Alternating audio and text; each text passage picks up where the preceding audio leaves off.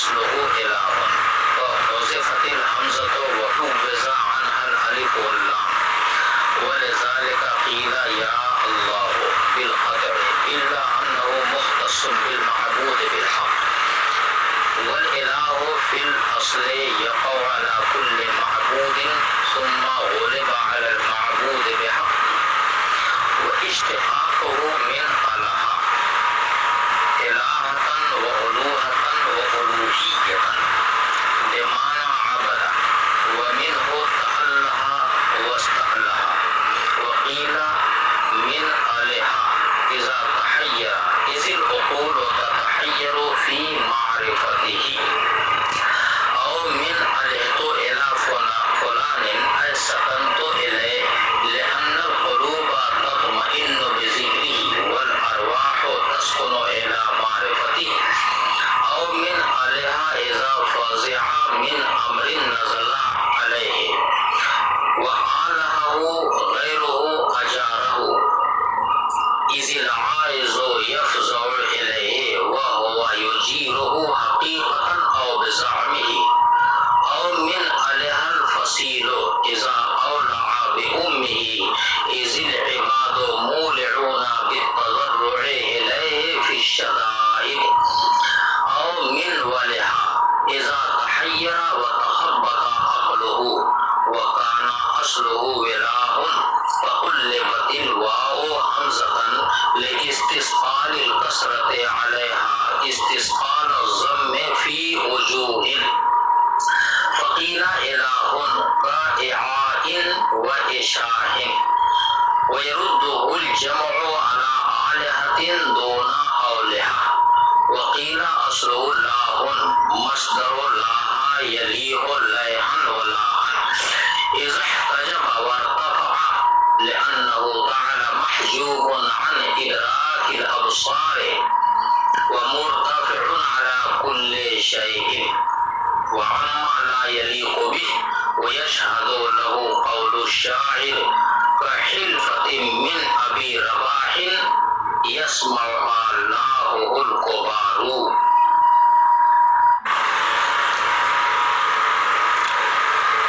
ترجمہ واللہ اصلہ الہ اور لفظ اللہ کی اصل الہ ہے. حمزہ کو حذف کر کے اس کے عوض الف لام لایا گیا اور چونکہ یہ الف لام عوض کا ہے تعریف کا نہیں اس لیے بوقت ندا یا اللہ حمزہ قطعی کے ساتھ کہا جاتا ہے. مگر یہ کہ لفظ اللہ معبود پر حق کے ساتھ خاص ہے اور لفظ الہ اپنے اصلی معنی کے اعتبار سے ہر معبود پر بولا جاتا ہے. پھر اکثری اطلاق اس کا معبود پر حق پر ہونے لگا. وہ اشتقاق ہو اور لفظ الہ مشتق ہے آلہتن و الوہتن و الوہیتن سے جو معنی میں عبادہ کے ہیں اور انہی مصادر سے تعلہ اور استعلہ مشتق ہے. اور بعض نے کہا ہے کہ الہ ماخوذ ہے الہ بکسر العین باب سمع اسموں سے. یہ اس وقت بولتے ہیں جب کوئی شخص حیرت میں پڑ جائے. بس الہ کی وجہ اشتقاق یہ ہوگی اس لیے کہ عقول خدا کی کما و معرفت حاصل کرنے میں متحیر ہے. یا لفظ الہ ماخوذ ہے الہ تو الہ فلان سے جس کے معنی ہے کہ میں نے فلاں کے پاس جا کر سکون حاصل کیا. خدا کو الہ اس لیے کہتے ہیں کہ قلوب مومنین اس کے ذکر سے مطمئن ہوتے ہیں اور روحوں کو خدا کی معرفت سے سکون ملتا ہے. یا الہ ماخوذ ہے الہ و آلہ غیرہ سے. الہ اس وقت بولتے ہیں جب کوئی شخص پیش آمدہ مصیبت سے گھبرا جائے. اور آلہ غیرہ اس وقت بولتے ہیں جب اس گھبرائے ہوئے کو دوسرا پناہ دے دے. خدا کو الہ اس لیے اس کے پاس گھبرا کر جاتے ہیں اور وہ ان کو حقیقتاً یا پناہ گزی کے خیال کے مطابق پناہ دیتا ہے، اور یا لفظ الہ ماخوذ ہے الہ وسیلوں سے، جس کے معنی ہے اونٹنی کا بچہ اپنی ماں سے چمٹ گیا۔ خدا کو الہ اس لیے کہتے ہیں کہ بندے مصائب میں گڑگڑا کر خدا سے غریب ہوتے ہیں اور گرویدہ ہوتے ہیں، یا لفظ الہ ماخوذ ہے ولہ سے، جس کے معنی ہے محبوط العقل ہو جانا، اور اس صورت میں الہ کی اصل ولہ ہوگی۔ واو کو حمزہ سے بدل دیا گیا، اس لیے واو پر کسرہ ثقیل ہے، جس طرح کہ وجوہن کے واو پر ضمہ ثقیل ہے۔ پھر تبدیلی کے بعد الہن بالحمزہ استعمال ہوا، جس طرح کہ اعاون اور اشاعن جو اصل میں وعاون اور وشاعن تھے، حمزہ کے ساتھ ہی مستعمل ہوتے ہیں۔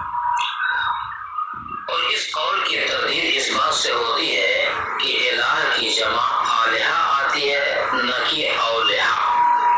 اور بعض نے کہا کہ الہ کی اصل لاہن ہے جو مصدر ہے لاہ یلیہ لیہن و لاہن سے، لاہن کا یہ اس وقت بولتے ہیں جب کوئی پوشیدہ اور بالغ تر ہو۔ خدا کو الہ اس لیے کہتے ہیں کہ وہ نگاہوں کے ادراک سے پوشیدہ اور ہر چیز پر فائق اور نامناسب صفات سے بالا تر ہے۔ اور اس قول کے لیے شاعر کا شعر ہے، کحلقۃ من ابی رباح یسمعها اللہ الکبار، جس کا معنی ہے کہ ابو رباح کی